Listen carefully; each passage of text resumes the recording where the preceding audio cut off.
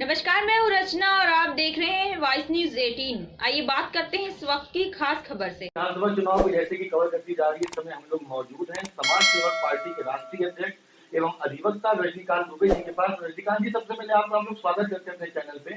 जी, आप लोगों का बहुत बहुत धन्यवाद। रजनीकांत जी, किन मुद्दों को लेकर समाज सेवक पार्टी आपने बनाई है, क्या है आपके मुद्दे? देखिए, ऐसा है कि आज़ादी से लेकर के अब तक, जहाँ तक हम यदि इस समय, चूंकि वर्तमान में उत्तर प्रदेश का चुनाव और 4 राज्यों का चुनाव है, 2016 में मैंने पार्टी का गठन किया था। अब तक जितनी भी पार्टियां सत्तारूढ़ रही, उन लोगों ने देशवासियों को बांटने का काम किया है। वही उनका कॉन्स्टिट्यूशन और वही उनका संविधान भी है।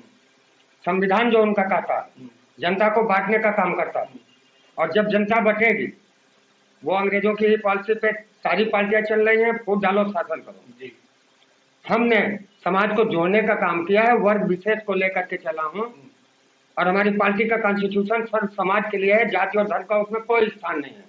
विशेष तौर पर समाज के हर वर्ग को समानता का अधिकार, रोजगार, उसमें किसी भी तरीके का कोई भी भेदभाव या जात के आधार पर या धर्म के आधार पर समाज सेवक पार्टी कभी न चुनाव लड़ेगी, न लड़ना चाहेगी, न जीतना चाहेगी। क्या आगामी विधानसभा चुनाव में किसी पार्टी से गठबंधन कर सकती है आपकी पार्टी, या फिर केवल अब व्यक्तिगत तौर पर अपने मुद्दों को लेकर ही जाएगी समाज? देखिए, ऐसा है, अभी तक तो पार्टी जो है लगभग 150 से 200 सीटों पर बिना किसी पार्टी के गठबंधन किए या बिना किसी पार्टी से बात किए ही आगे बढ़ रही है।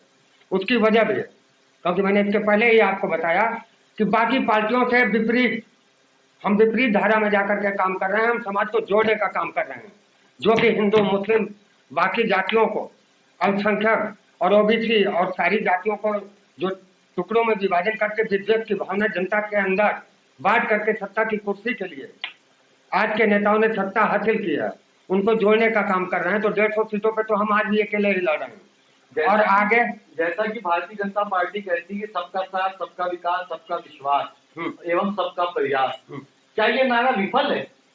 1001% विफल है। कैसे? ऐसे कि जात की राजनीति और धर्म की राजनीति भाजपा करती है, हिंदू मुस्लिम की राजनीति करती है और बात करती है सबका साथ सबका विकास।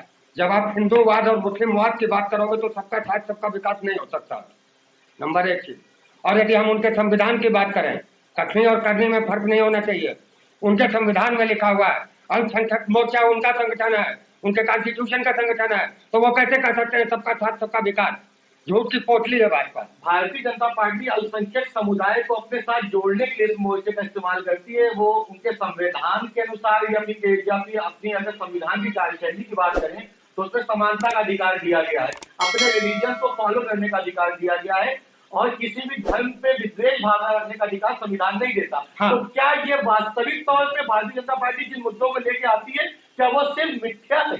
देखिए, ऐसा है कि भारत का संविधान कहता है कि इक्वल स्टेटस इक्वल राइट, जिसमें कि समाज सेवक पार्टी चल रही है। क्योंकि मेरा पेशा वकालत का है, मुझको संविधान पढ़ने की जरूरत नहीं है, भाजपा के नेताओं को पढ़ने की जरूरत है या अन्य पार्टी के नेताओं को पढ़ने की जरूरत है।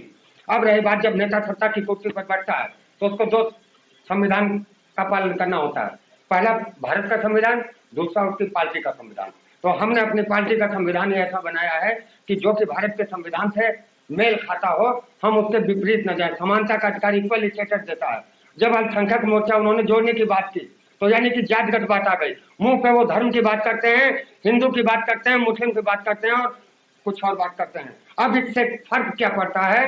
देश पे, राष्ट्र पे, जहाँ राष्ट्र की बात होगी वहाँ मुस्लिमवाद धर्मवाद नहीं चलेगा। आजादी की लड़ाई सभी लोगों ने लड़ी थी। इससे हमारे देश का आंतरिक ढांचा कमजोर करने का और जनता के अंदर विद्वेष पैदा करने का काम भारतीय जनता पार्टी लगातार कर रही है। इसका मतलब ये है जैसे वो विभिन्न समुदाय, विभिन्न दलों के लोगों को अपने साथ समायोजित करती, कहती कि हमने समायोजन कर लिया संपूर्ण भारत का, विभिन्न धर्म विभिन्न जाति के लोगों को सम्मानित पदाधिकारी बना के सम्मानित पद दिया, मंत्रालय दिए, तो क्या ये भी गलत है?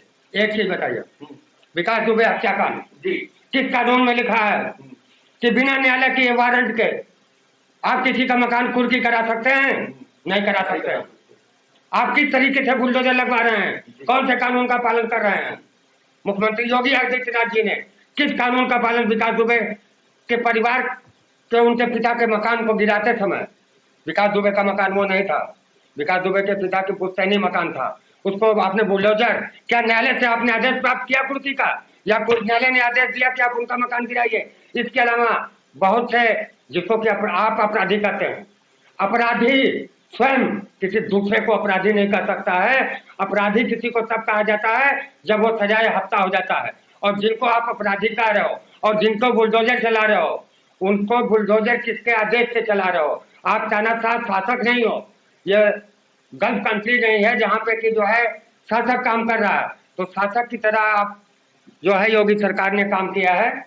जैसे कि भारतीय जनता पार्टी कहती कि उसने गुंडा मुक्त कर दिया, अतीक अहमद, मुख्तार अंसारी, बहुत से ऐसे माफिया जिनको की सरकार माफिया कहती, इसको पत्रकार माफिया नहीं कर सकते, जिनको की सरकार ने कहा कि माफिया है, तो क्या केवल मुस्लिम समाज के लोग माफिया में है या फिर अन्य समाज के लोग भी? देखिए सर, मैंने इससे पहले भी बात रखी है। हाँ।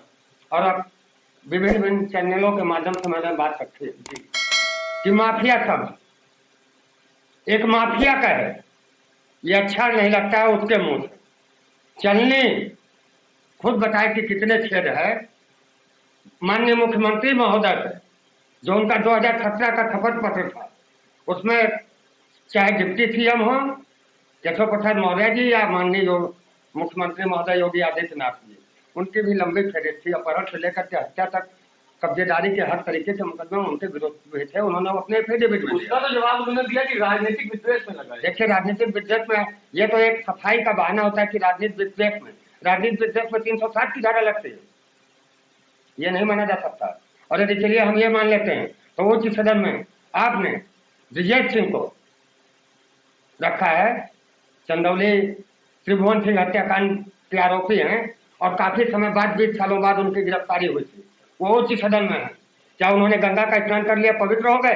वो अपराधी नहीं है? क्या बनारस जेल में बंद हैं, मुकदमे चल रहे हैं, क्या वो अपराधी नहीं उच्च सदन में है? भाजपा से ही उच्च सदन में गए हैं। यदि कोई अपराधी है, आपकी नजर में अपराधी है, यदि मुख्तार अपराधी है, अतीक अपराधी है, तो ब्रिजेश सिंह क्या दूध के धुले हैं?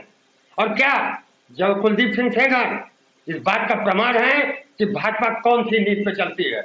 ये थे हमारे भी समाज सेवक पार्टी के राष्ट्रीय अध्यक्ष, जिन्होंने कहा कि सूप तो सूप चलनी क्या बोले, जिसमें खुद 72 छेद। उन्होंने कहा कि जैसे कि मौजूदा सत्ताधारी पार्टी में भी बहुत से आपराधिक मुकदमों में संलिप्त व्यक्ति मंत्रालय एवं सम्मानित पद पे हैं, तो ये गुंडा मुक्त सरकार ना होकर गुंडा युक्त सरकार है।